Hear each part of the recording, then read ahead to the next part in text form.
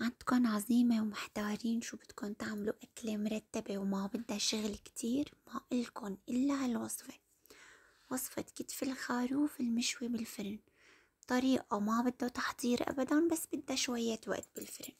تعالوا شوفوا معي الفيديو لنحضر الطريقة سوا.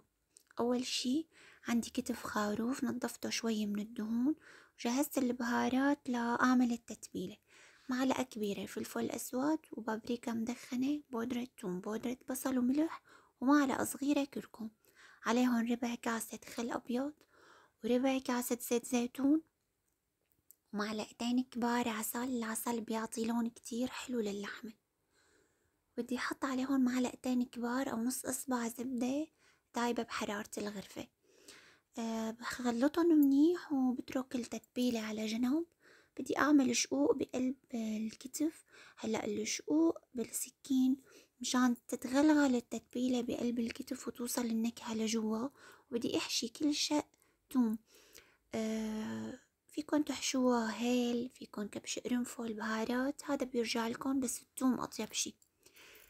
بدي أعمل مساج للكتف بالتتبيلة تبعي، ويفضل إنه تبله قبل بيوم واتركه بالبراد. ما لحقتوا فيكن تبلوه وتتركوه ساعتين ليغب النكهة.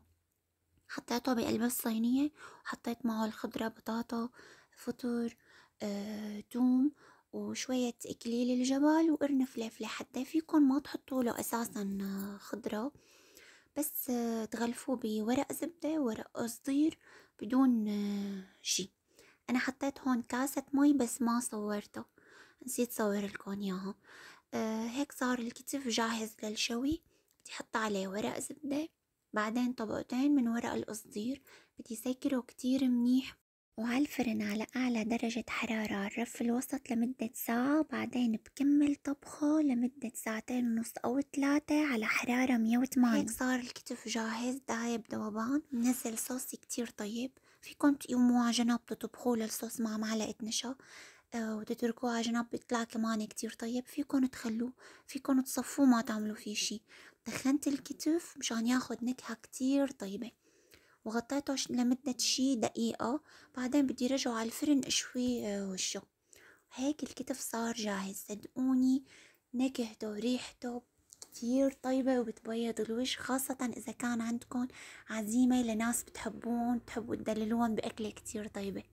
طبخت ناحو رز أبيض، وهي الصوص اللي قلتلكم طبخته مع نشا كتير كتير طيب. جربوها رح تدعولي. وصحتين.